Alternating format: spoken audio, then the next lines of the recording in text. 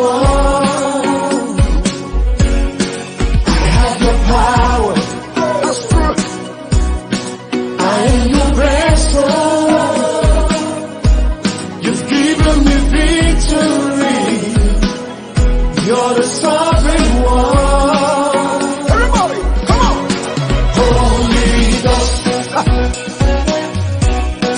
Holy Ghost. You're here.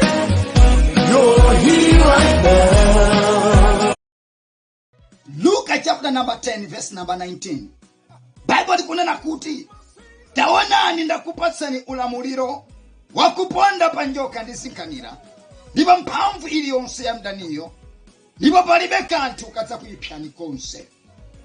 Bible likunena kuti Ambuye Yesu adatipatsa ife ulamuliro pa mavuto osiyanasiyana. Bible likamagamba za njoka akukamba za Satana mwenyeyo. Bible likamagamba za zinkhanira akukamba za ziwanda.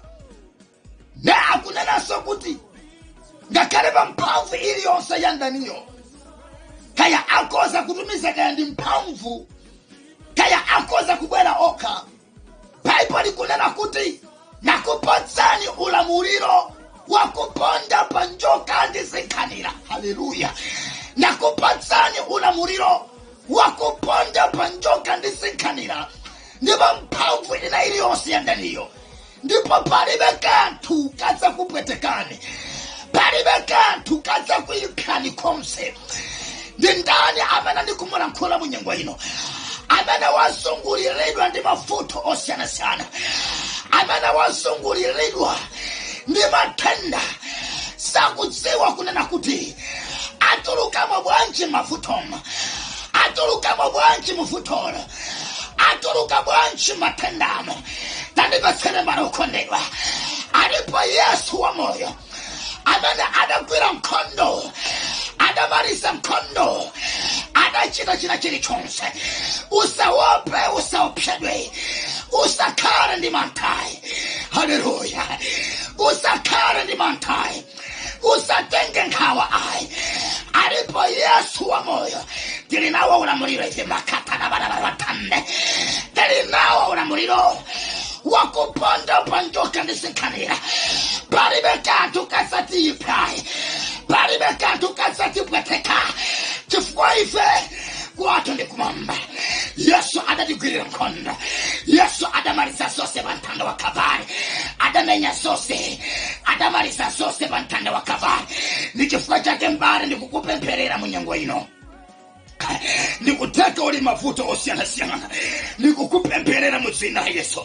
Ambuye ndikupemphera chifukwa cha amani wonse amene akudwala. Nikulengeza machiritso, nikulengeza machiritso. Nonse amene mukufuna mphamvu ya Mzimu Woyera, landirani chitsalo cha Mzimu Woyera. La shakata la barabara batande, yaplika na makana barabara batande. Landirani josowa mzina la Yesu, landirani josowa mzina la Yesu, landirani josowa, landirani josowa, landirani josowa, landirani josowa, landirani josowa mzina la mphamvu la Yesu. Luke chapter number 10 verse number 19. The Bible says,